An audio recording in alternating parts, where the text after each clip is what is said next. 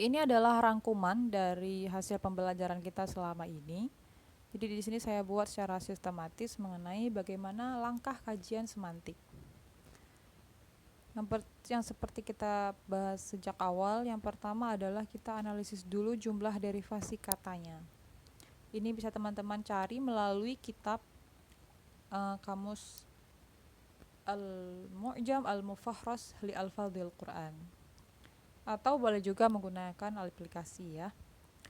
Kemudian yang kedua adalah menelusuri makna dasar dan relasional.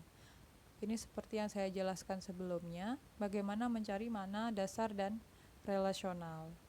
Kalau teman-teman merasa begitu banyak tantangan untuk menganalisis makna sintakmatik, paradigmatik, atau sinkronik, diakronik, saya menyarankan untuk tahapan yang sederhana bolehlah mencari cukup di makna dasar dan relasional saja. Untuk kitab yang mungkin bisa digunakan, saya sarankan salah satunya adalah Al-Mufradat fi Gharibil Quran. Nah, itu teman-teman sudah selesai untuk dua tahap, jumlahnya dan maknanya. Nah, kemudian setelah itu teman-teman bisa melacak asbabun nuzul. Nah, di sini asbabun nuzul nanti boleh teman-teman cari berdasarkan asbabun nuzul mikro dan asbabun nuzul makro. Kalau yang asbabun nuzul mikro bisa teman-teman baca melalui kumpulan-kumpulan asbabun nuzul.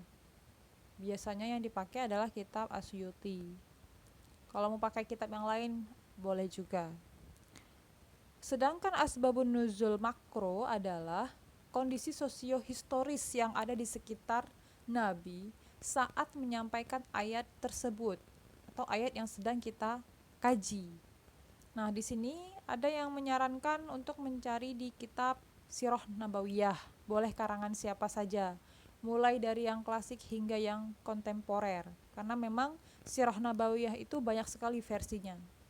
Teman-teman perlu tahu bahwa kita tidak cukup mempunyai satu sumber Sirah Nabawiyah.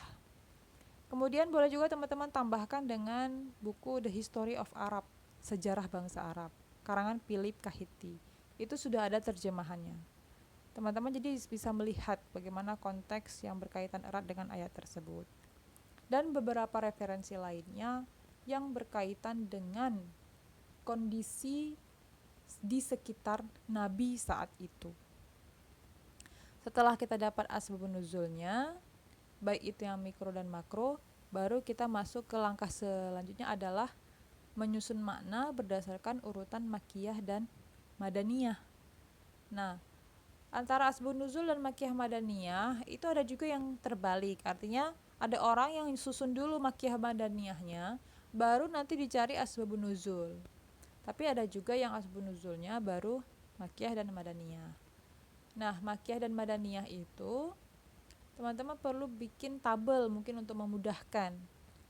Jadi misalnya yang dibahas di surat Al-Alaq ya tentunya berkaitan dengan urutan awal. Karena ada juga mufasir tidak meletakkan susunan suratnya itu sama. Setelah Al-Alaq ada yang menyebutkan surah Al-Mudaththir seperti itu. Bahkan ada yang mengatakan langsung ke surah Al-Fatihah. Artinya banyak sekali versi makiyah dan madaniyah. Nah, kajian asbabun nuzul dan makiyah madaniyah itu berkaitan erat dengan analisis diakronik yang kita bahas sebelumnya, yaitu melihat bagaimana perkembangan makna sebuah kata dari masa ke masa. Kemudian setelah itu nanti teman-teman bisa menghubungkannya juga dengan teorinya Toshihiko Izutsu yang terkait dengan pra-Quranik, Quranik dan pasca Quranik. Nah, nanti di sini akan ketahuan apa sih sebenarnya makna kata ini sejak awal hingga saat ini seperti itu. Kemudian yang terakhir adalah menentukan bedaan semantik. Nah, ini adalah puncak dari kajian semantik karena kita bisa tahu apa aja kemungkinan makna yang muncul dari sebuah kata atau frase yang digunakan dalam Al-Quran. Tujuannya adalah untuk bisa melihat lebih bijak makna dari sebuah ayat, karena kita tidak lagi berpaku pada ideologi mufasir tertentu, karena kita sudah menggabungkan semua pemaknaan dari seluruh masa. Nah, itu dia teman-teman, terima kasih, semoga dapat dipahami.